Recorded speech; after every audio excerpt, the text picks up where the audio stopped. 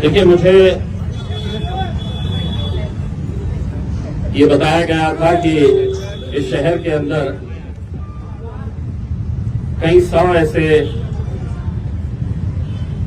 हाथ गाड़ी वाले हैं जो टोकरी में अपना कारोबार करते हैं, जो रास्ते के ऊपर बैठ के कारोबार करते हैं। मेरे जितने भी जिम्मेदारान पिछले कई दिनों से आप लोगों की लड़ाई लड़ रहे हैं, एक बात अच्छी तरह से समझ ले, ये लड़ाई अगर आपकी है तो इसका नेतृत्व आपको करना है।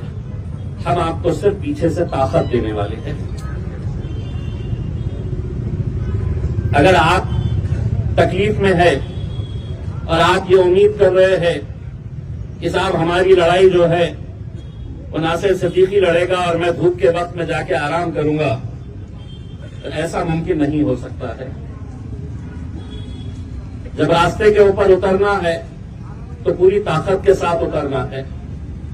जब लड़ाई लड़ना है किसी एक मुद्दे के लिए तो पूरी ताकत के साथ लड़ना है। आज महानगर पालिका के सामने ये जो आंदोलन रखा गया है, ये 2 दिन पहले मुझे बताया गया था कि क्रांति चौक से हाथ गाड़ी का एक मोर्चा निकाला जाएगा और महानगर पालिका तक आएगा। लेकिन नासिर भाई ने मुझे बताया कि पुलिस ने परवानगी नहीं दी। परवानगी इसलिए नहीं दी कि देश के उपराष्ट्रपति धनखड़ साहब यहां पर आने वाले थे, मुख्यमंत्री साहब यहां पर आने वाले थे, इसीलिए आपको इजाजत नहीं मिली। मैं पुलिस डिपार्टमेंट से ये कहना चाहता हूं कि इस देश के अंदर जीने का अधिकार जितना धनखड़ साहब को है और देवेंद्र फडणवीस साहब को है, उतना ही अधिकार ये कामगारों को है, ये फल फूल बेचने वालों को। ये मरे चलेगा, ये लाठियां खाए चलेगा, लेकिन धनखड़ साहब आ रहे हैं तो हमने ये आंदोलन नहीं करना चाहिए। ये तो शुक्र है मैं मुंबई में था, वरना रैली क्रांति चौक से यहां नहीं आती, धनखड़ साहब को पकड़ने के लिए जाती, देवेंद्र फडणवीस साहब के पास जाती। क्योंकि ये लड़ाई जो है ये कानून और गैर कानून की लड़ाई है। हमें यहां पर बैठने की जरूरत ही नहीं है अगर महानगर पालिका पूरी ईमानदारी के साथ कायदे की चौकट में रहकर काम करे। कहां है कानून की किताब? शोएब साहब, किताब दे दो, बोलना उनके पास ही।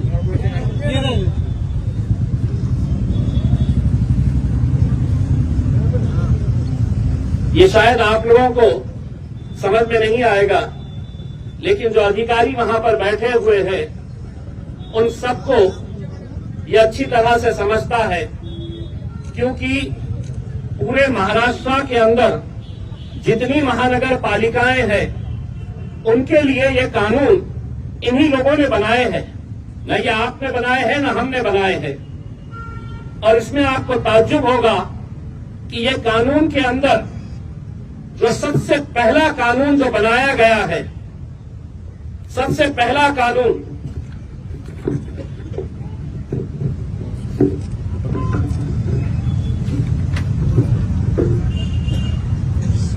ये 1 नंबर के ऊपर है, the street vendors protection of livelihood and regulation of street vending act 2014। सबसे पहला इन्हीं की किताब है, मेरी किताब नहीं है। कानून मैंने नहीं बनाया है। और ये कानून 2014 के अंदर जब बना,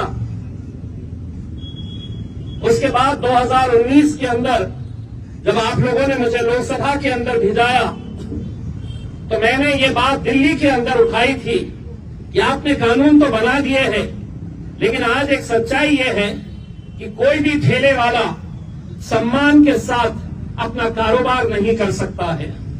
कभी महानगर पालिका का दस्ता आएगा इन्हें उठाने के लिए, कभी पुलिस वाले आएंगे हफ्ता जमा करने के लिए, कभी उस इलाके का गुंडा मवाली आएगा, इस इलाके में बैठना है तो इतना पैसा दो।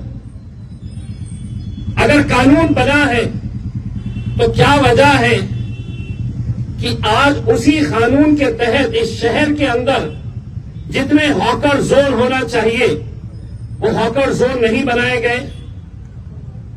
14,000 से ज्यादा, जिस तरीके से नासिर साहब ने बताया है, हॉकर्स का रजिस्ट्रेशन हुआ है।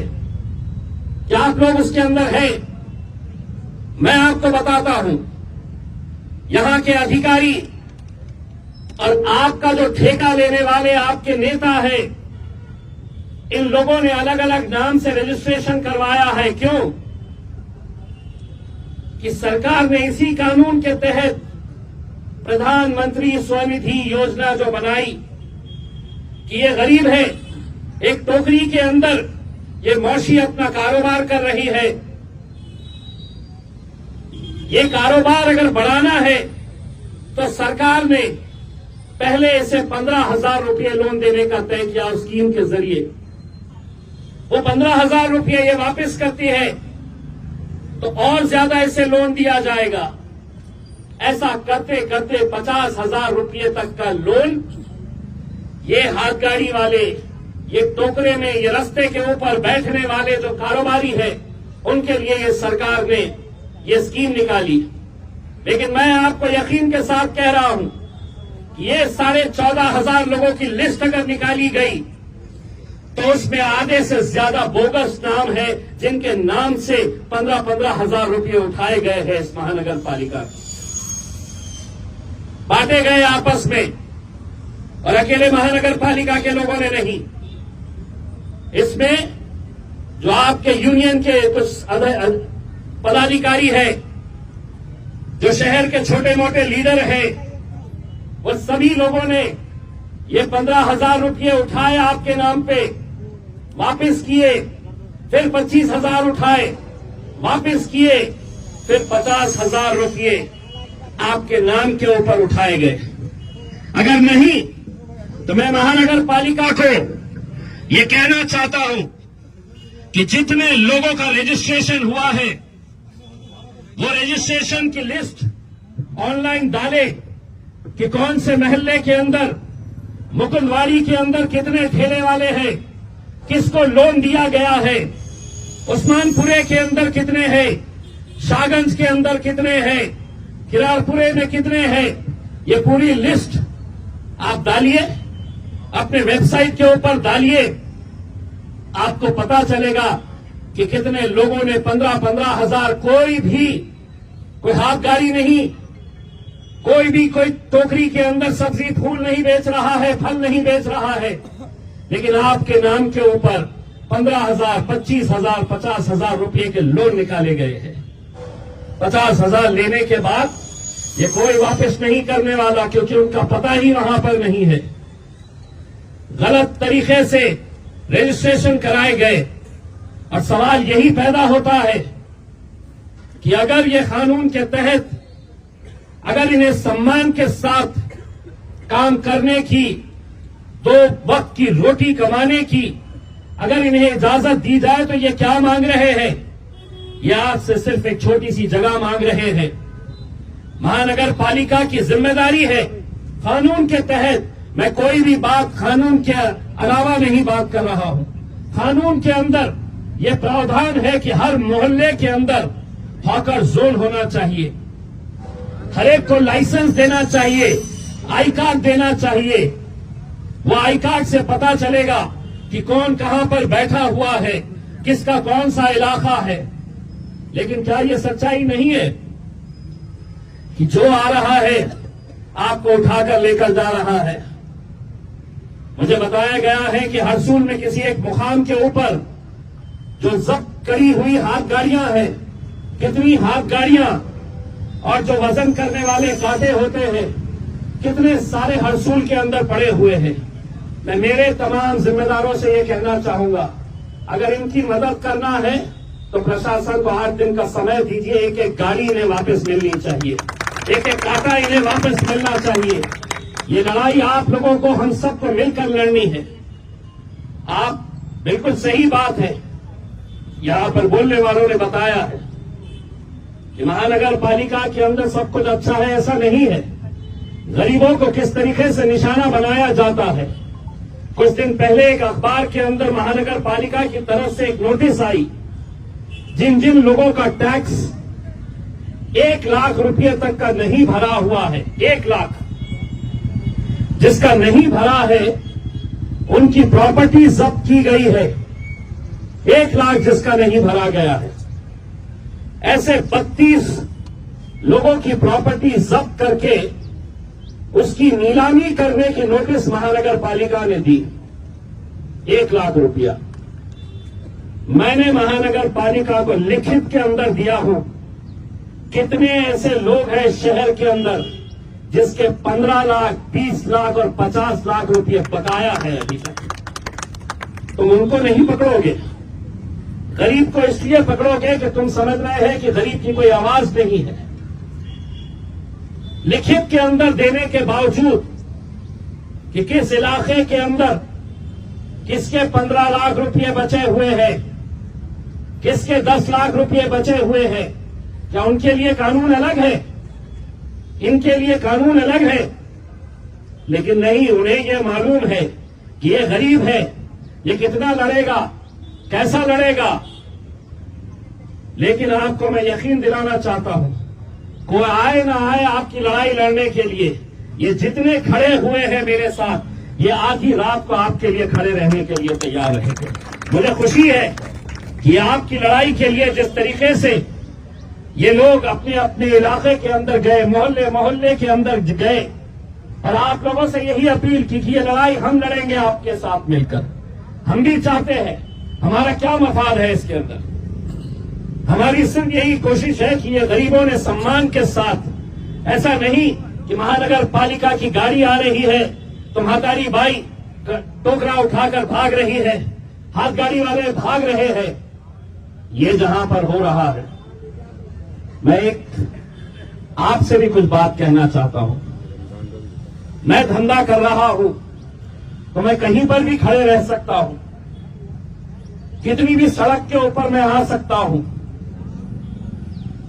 इसका ख्याल हमको भी करना है। हमको भी ये बात सोचनी है कि जहां पर हम दीवार को लगकर अगर हम खड़े रह सकते हैं, चाहे वो केले बेचिए, फूल बेचिए, फल बेचिए, सब्जी बेचिए, जो बेचना है, लेकिन क्या ये सच्चाई नहीं है कि कई ऐसे रास्ते हैं कि जहां पर रास्तों के ऊपर आबकारियां लगाई जा रही है? अगर हम इनका समर्थन नहीं कर रहे हैं महानगर पालिका, तो ऐसी हरकतों का भी हम समर्थन नहीं करेंगे। क्योंकि कानूनी लड़ाई हम उसी वक्त लड़ सकते हैं पूरी ताकत के साथ कि जब हम अपने नियमों के अंदर रहेंगे। यकीनन आज इनके पास कोई भी उन्होंने हॉकर जोन नहीं तैयार किया है, इसीलिए ये डर डर के कारोबार आपको करना पड़ रहा है। लेकिन हम महानगर पालिका के अधिकारियों से अनुरोध करते हैं कि आप जब तक हॉकर जोन नहीं बनाते हैं, तब तक आपने ये जो मिलिट्री इन लोगों के ऊपर छोड़ रखी है, वो मिलिट्री को अंदर ही रहने दीजिएगा। और अगर इसके बाद इस शहर के अंदर आप अगर सही जगह के ऊपर खड़े रहे, हम आएंगे लड़ने के लिए। अगर इसके बाद अगर ये मिलिट्री वाले किसी एक गाड़ी को भी पलटी किए, फल फूल सब्जी अगर जमीन पर फेंकी गई, तो जवाब उन्हें कैसा मिलेगा ये अच्छी तरह से समझ लेंगे। हम यकीनन कायदे कानून का पालन करना चाहते हैं, लेकिन हम लोगों को भी बड़ी जिम्मेदारी के साथ, हमें तो 2 वक्त की रोटी कमानी है, 2 वक्त का खाना हमें कहां से मिलता है? आप जब सुबह सुबह निकलते हैं, धूप में बैठते हैं, चाहे बारिश हो चाहे ठंडी हो, आप किससे फिक्र इस बात की रहती है कि आज के दिन मैं कारोबार अगर करूंगी या करूंगा तो मेरे घर का चूल्हा जलेगा। सम्मान के साथ आप भी काम करिए। यकीनन अगर कोई कानून तोड़ेगा तो हम उसके खिलाफ जाएंगे। आप लोग भी ये समझ लीजिएगा कि मजलिस आपके साथ पूरी ताकत के साथ खड़े रहेगी। और ये लड़ाई सिर्फ हमारी ऐसा नहीं है। कभी उनके पास भी जाओ जो सिर्फ 5 साल के अंदर आपको नजर आते हैं, 5 साल के बाद आपको दिखाई देते हैं। उनके पास भी जाइए, उनसे भी कहिएगा कि ये लड़ाई जो असरार लड़ रहा है, शारिक लड़ रहा है, नासिर लड़ रहा है, समीर लड़ रहा है, साबिर भाई लड़ रहे हैं, विकास हेड़के लड़ रहा है, ये लड़ाई के अंदर सब लोगों को आने की जरूरत है। मैं आप लोगों से सिर्फ इतना अनुरोध करना चाहता हूं कि जो मेमोरेंडम आज महानगर पालिका के आयुक्त को, कमिश्नर को दिया जाने वाला है, उसमें हम कोई ऐसी मांग नहीं रख रहे हैं। हम उनसे कह रहे हैं कि किसी इलाके के अंदर अगर 10 हाथ गाड़ी वाले 20 टोकरा लेकर बैठी हुई हमारी मौसी, हमारी माएं, हमारी बहनें अगर बैठी हुई है तो उनको सम्मान के साथ कारोबार करने का अधिकार दीजिए। बस यही मांग है हमारी। वरना डर कर, घबरा कर कि कभी पुलिस वाले आ रहे हैं हटाने के लिए, कभी महानगर पालिका का तोड़ू दस्ता आ रहा है उठाने के लिए, कभी गाड़ियों को पलटाया जा रहा है, फल फूल को तो सड़क के ऊपर फेंका जा रहा है। नियम का हम भी पालन करेंगे। यकीन मानिए, अगर एक मर्तबा जगह आप लोगों को दे दी गई और उस जगह से हटकर अगर कारोबार होगा तो शायद उस लड़ाई के अंदर हम भी शामिल नहीं हो पाएंगे। लेकिन जगह देकर इनको कानूनी तरीके से जो किताब के अंदर लिखा है, मैं किताब इसलिए लेकर आया कि हो सकता है इन्होंने पढ़े नहीं होंगे कि कानून ये खुद ने क्या बनाए हैं, तो वो किताब पढ़वाने के लिए मैंने ये कानून की किताब लेकर आया हूं। और उम्मीद करता हूं कि हमारा जो डेलीगेशन वहां पर जाए तो वो किताब साथ में लेकर जाए और उन्हें भी ये बताए कि ये कानून के अंदर सबसे पहला कानून जो है कोई अमीरों के लिए, धन्ना सेठों के लिए नहीं है। सबसे पहला कानून बना है तो ये गरीबों के लिए बना हुआ है, जो कष्ट करके, मेहनत करके 2 पैसा कमाने वाले हैं। रमजान का महीना आ रहा है, सभी के लिए ये रमजान के महीने में 2 पैसे कमाने का मौका मिलता है।